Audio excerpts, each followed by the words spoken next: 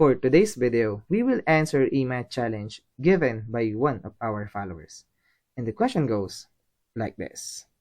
Solve for the value of x that satisfies this equation, this rational equation, 6 raised to the power of x plus 9 raised to the power of x plus 12 raised to the power of x all over 2 raised to the power of x plus 3 raised to the power of x plus 4 raised to the power of x equals 1 over 9.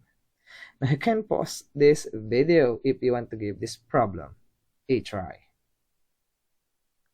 Now suppose you pause this video. Now let's see if you get the correct answer. Alright, so to answer this question is, of course, let's focus on this equation. Let's recall this identity. If we have a times b raised to the power of c, this is equivalent to a raised to the power of c times b raised to the power of c, because this 6, notice this 6 can be written as 2 times 3, and this 9, surprisingly, this is just 3 times 3, and this 12, of course, this is just 4 times 3, and this is now in the form of a times b raised to the power of c. In this case, we have 2 times 3 raised to the power of x. So we can rewrite this as 2 raised to the power of x multiplied by 3 raised to the power of x. And also, this expression, 3 times 3 raised to the power of x, we can write this as 3 raised to the power of x times 3 raised to the power of x. Also, 4 times 3 raised to the power of x, this can be written as 4 raised to x times 3 raised to the power of x. Now, notice that we have a common factor of 3 raised to the power of x. So, if we factor 3 raised to the power of x, we get something like 2 raised to the power of x plus 3 raised to the power of x plus 4 raised to the power of x multiplied by 3 raised to the power of x. Now, we can simplify the numerator with its factored form like this.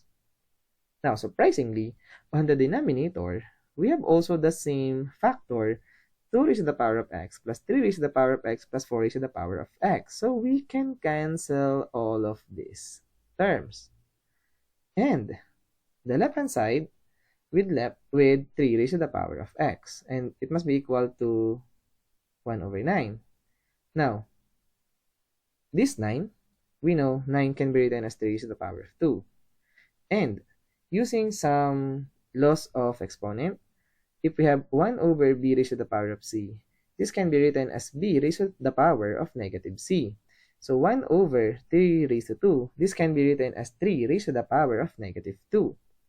Now, we have an equal expression. We have the same base. Therefore, we can say that their exponent must be the same thing. So x equals negative 2. And that is the answer to this equation. But again, to make sure, let's double check our answer. So let's replace all of this x with negative 2 like this. Now, using again some laws of exponent, this 6 raised to negative 2, 9 raised to negative 2, 12 raised to negative 2 becomes 1 over 6 squared plus 1 over 9 squared plus 1 over 12 squared. Also, the denominator, let's do the same thing. Now, 6 squared is 36, 9 squared is 81, 12 squared is 144, this is 144, 2 squared is 4, 3 squared is 9, and 4 squared is 16. Alright.